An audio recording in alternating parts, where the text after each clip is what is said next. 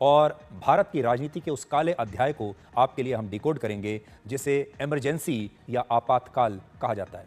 आप में से बहुत सारे लोगों को शायद याद भी नहीं होगा क्योंकि ये बात है 1975 की। ये भारतीय लोकतंत्र का वो काला अध्याय है जिसे इस हफ्ते 50 वर्ष पूरे हो रहे हैं। 50 साल बहुत लंबा समय होता है और हम आज से आपको अगले 3 दिन तक इस विषय पर एक सीरीज दिखाएंगे और इमरजेंसी के उन चैप्टर्स को आपके लिए डिकोड करेंगे जिनके बारे में हमारे देश में ज्यादा बात नहीं हुई, आपको शायद याद नहीं होगा। आज भी जब इमरजेंसी की बात होती है तो यही कहा जाता है कि उस वक्त देश भर में सरकार विरोधी नेताओं और लोगों को गिरफ्तार किया जा रहा था। विपक्ष के नेता गिरफ्तार हो रहे थे, फिल्मों और अखबारों पर सेंसरशिप लगा दी गई थी और लोगों के मानव अधिकारों और अभिव्यक्ति की आजादी को खत्म कर दिया गया था क्योंकि इंदिरा गांधी सत्ता में बने रहना चाहती थी। लेकिन एक सच्चाई यह भी है कि इस इमरजेंसी के तहत देश में वन पार्टी सिस्टम लागू करने की कोशिश हुई थी जिससे भारत में लोकतंत्र और संविधान का इसके बाद कभी कोई अर्थ नहीं रह जाता।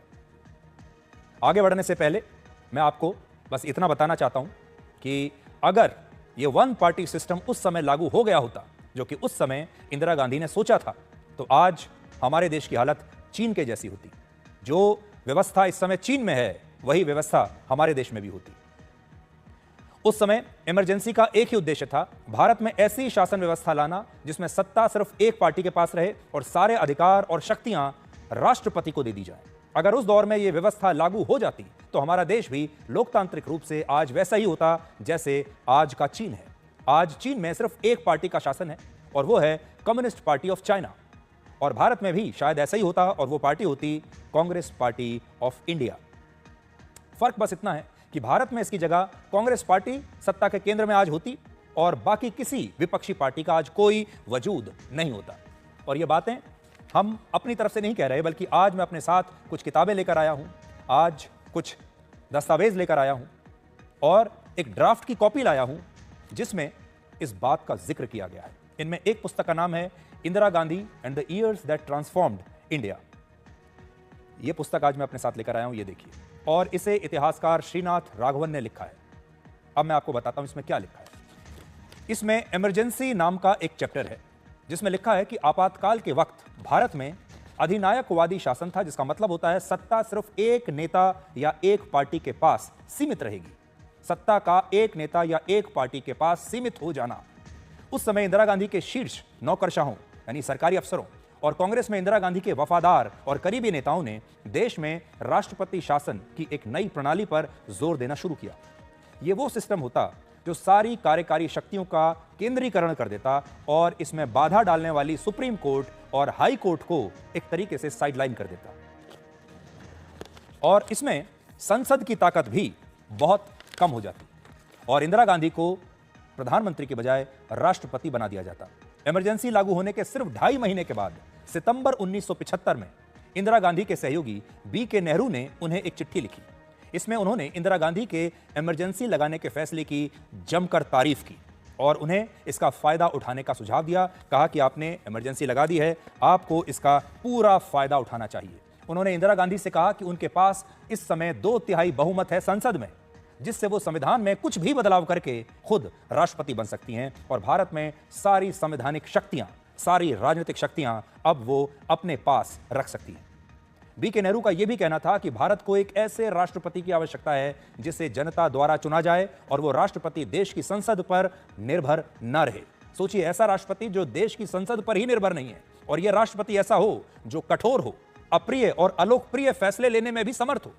यह मॉडल फ्रांस की शासन व्यवस्था जैसा था जिसमें सारी शक्तियां, संवैधानिक शक्तियां राष्ट्रपति के पास होती हैं। बी.के. नेहरू के इन विचारों को प्रधानमंत्री इंदिरा गांधी के सचिव उस समय के पी.एन. धर ने बड़े ही उत्साह के साथ स्वीकार किया और खुद इंदिरा गांधी ने भी कांग्रेस के नेताओं को इन विचारों पर चर्चा करने के लिए कहा। चर्चा करने की इजाजत उन्होंने दे दी। मैं आपको कुछ पढ़कर बताता हूं। बी.के. नेहरू ने लिखा, the emergency should be taken advantage of while it lasts. Indira Gandhi को सलाह दे रहे हैं कि ये जो आपने लगाई है इमरजेंसी, इसका पूरा फायदा आप उठाइए। आगे इसी किताब में लिखा है कि Nehru suggested a directly elected president of the Republic. Congress के वरिष्ठ नेताओं में बाबू जगजीवन राम और स्वर्ण सिंह ने बहुत ही गर्मजोशी से इस विचार का समर्थन किया और हरियाणा के तत्कालीन मुख्यमंत्री बंसीलाल ने तो यहां तक कह दिया था कि हमारी बहन इंदिरा गांधी को जीवन भर के लिए प्रधानमंत्री बना देना चाहिए। आज मैं उनका एक बयान की कॉपी लेकर आया हूं, जो उन्होंने बयान दिया था। The main purpose of the assembly he told me would be to make बहन जी, वो इंदिरा गांधी को बहन जी कहकर संबोधित कर रहे हैं, टू मेक बहन जी प्रेसिडेंट फॉर लाइफ। तो वो ये कह रहे हैं कि हमारी बहन जी इंदिरा गांधी को उम्र भर के लिए आजीवन राष्ट्रपति बना देना चाहिए। तो मैंने अभी आपको शब्दशः उनका बयान पढ़कर बताया और उन्होंने यही कहा कि हटाओ इस चुनावी बकवास को, यह शब्दशः उनका बयान था, हटाओ इस चुनावी बकवास को और हमारी बहन इंदिरा गांधी को जिंदगी भर के लिए राष्ट्रपति बना दो। बहुत सारे लोगों को लगता है कि इमरजेंसी लगाने का फैसला सिर्फ इसलिए लिया गया था क्योंकि इलाहाबाद हाई कोर्ट ने इंदिरा गांधी को चुनावों में सरकारी शक्तियों का दुरुपयोग करने के लिए दोषी पाया और उन्हें प्रधानमंत्री के पद से इस्तीफा देने के लिए कहा और उनके चुनाव लड़ने पर भी रोक लगा दी। बात सिर्फ इतनी नहीं थी, बात बहुत आगे की थी। सच यह है कि इस फैसले ने इमरजेंसी को देश में लागू कराया। फ्लैश पॉइंट तो यही था, लेकिन इमरजेंसी लगाने की योजना इससे पहले ही बन चुकी थी। एक और पुस्तक है जिसका नाम है the emergency a personal history और इसे मशहूर पत्रकार कुमी कपूर ने लिखा है। इसमें वो लिखती हैं कि इमरजेंसी लगने से 6 महीने पहले ही पश्चिम बंगाल के मुख्यमंत्री सिद्धार्थ शंकर रे ने इंदिरा गांधी को एक पत्र लिखा और उन्हें देश में इमरजेंसी लगाकर विपक्ष के नेताओं की बड़े पैमाने पर गिरफ्तारियां कराने का सुझाव दिया। अब सोचिए, तब तक तो इलाहाबाद हाईकोर्ट का यह फैसला नहीं आया था, उससे पहले ही सिद्धार्थ शंकर रे ने यह चिट्ठी इंदिरा गांधी को लिख दी थी और इमरजेंसी का सुझाव दे दिया था और कह दिया था कि विपक्ष में जितने भी बड़े नेता हैं सबको गिरफ्तार करके जेल में डाल दो। और बाद में इंदिरा गांधी ने किया भी वही। ऐसा कहा जाता है कि इसके पीछे एक मंशा यह भी थी कि देश की सत्ता में कांग्रेस हमेशा के लिए स्थायी हो जाए और इंदिरा गांधी आजीवन भारत की या तो राष्ट्रपति बन जाएं या प्रधानमंत्री बन जाएं। मतलब मंशा यह है कि वो देश की मुखिया बन जाएं, चाहे वो राष्ट्रपति के तौर पर रहें या प्रधानमंत्री के तौर पर रहें, और आजीवन वो इस पद पर रहें। बिना इमरजेंसी लगाए ऐसा करना मुमकिन नहीं था। और जब इमरजेंसी लागू हुई तो कांग्रेस में इंदिरा गांधी के प्रति वफादार रहने वाले नेताओं ने उन्हें ऐसा करने का सुझाव दिया, खुशी खुशी दिया, क्योंकि सब इंदिरा गांधी को खुश करना चाहते थे। और इंदिरा गांधी ने भी बड़ा खुश होकर इस पर अपने बाकी नेताओं को विचार विमर्श करने की सहमति दी कि आप लोग बैठिए, कमेटी बनाइए और इस पर विचार कीजिए कि ये कैसे हो सकता है। और इसी विचार को बल देने के लिए दिसंबर 1975 में एक दस्तावेज जारी हुआ जिसका नाम था a fresh look at our constitution और उसे लेकर कुछ सुझाव, सम सजेशंस। आप सोचिए इसमें क्या कहा जा रहा है। इसमें कहा जा रहा है कि अपने संविधान पर अब हम एक फ्रेश लुक, मतलब संविधान के बारे में दोबारा से पुनर्विचार करेंगे।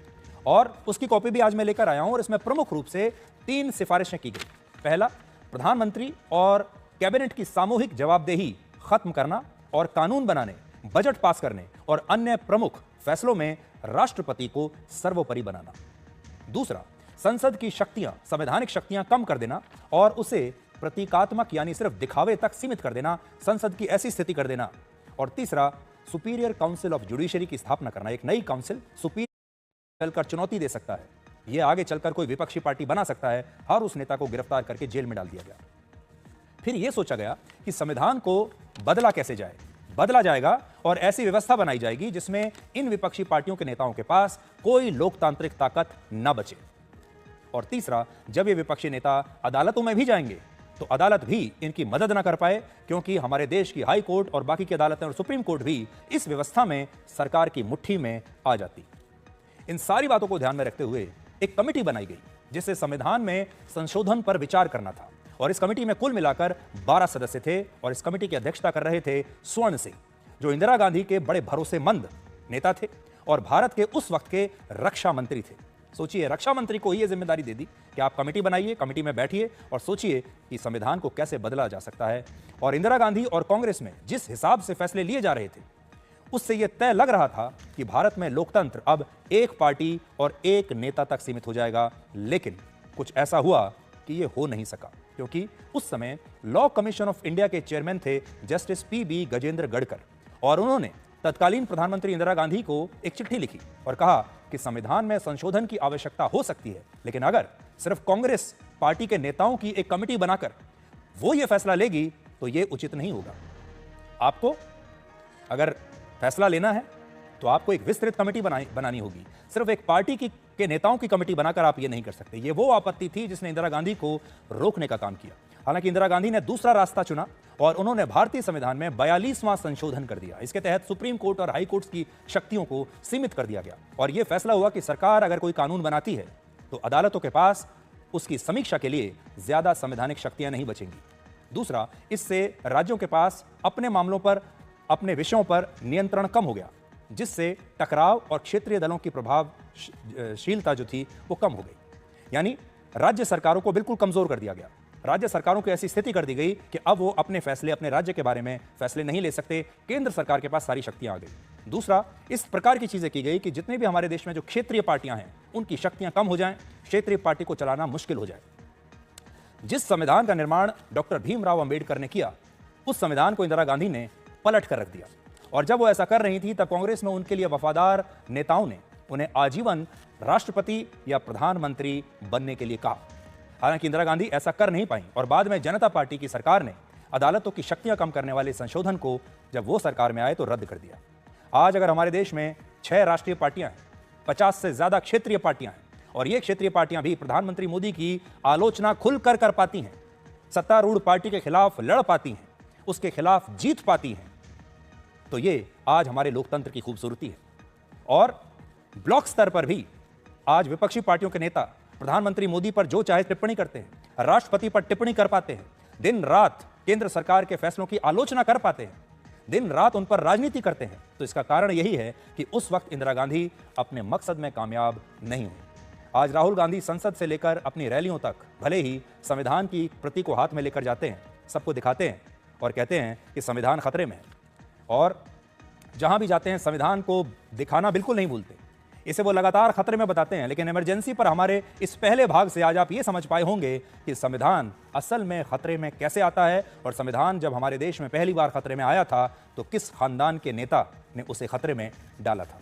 और बार बार मैं आपसे ये कहता हूं कि ये तो इस देश की किस्मत अच्छी थी कि इंदिरा गांधी अपने उस मंसूबे में कामयाब नहीं हुई। अगर हो जाती तो आज हमारी स्थिति बिल्कुल चीन जैसी होती, जहां एक ही पार्टी का शासन होता, विपक्ष नाम की चीज नहीं होती, लोगों के पास मानव अधिकार नहीं होते और अभिव्यक्ति की आजादी समाप्त हो चुकी होती। वक्त हो गया है एक छोटे से ब्रेक का, 3 मिनट का ब्रेक है। आप थोड़ा आराम कीजिए 3 मिनट के लिए और बहुत जल्द हम दोबारा आपसे मिलते हैं। आज एयर इंडिया के कनिष्क विमान हादसे की 40वीं बरसी है। वर्ष 1985 में आज ही के दिन 23 जून को एयर इंडिया के एक विमान को खालिस्तानी आतंकवादियों ने एक बम से उड़ा दिया था, जिसमें 329 यात्रियों की जान चली गई थी। और यह हादसा आयरलैंड के कॉर्क द्वीप के पास हुआ था। कनिष्क विमान हादसे के बाद यहां मृतकों की याद में आहाकिस्टा मेमोरियल बनाया गया और आज यहां एक अंतर्राष्ट्रीय श्रद्धांजलि समारोह किया गया। इसमें भारत की तरफ से केंद्रीय पेट्रोलियम मंत्री हरदीप सिंह पुरी के नेतृत्व में भारत के सिख नेताओं के अब तक के सबसे बड़े प्रतिनिधिमंडल ने हिस्सा लिया और आयरलैंड के प्रधानमंत्री भी आज वहां पर मौजूद थे। उन्होंने क्या कहा, आप सुनिए।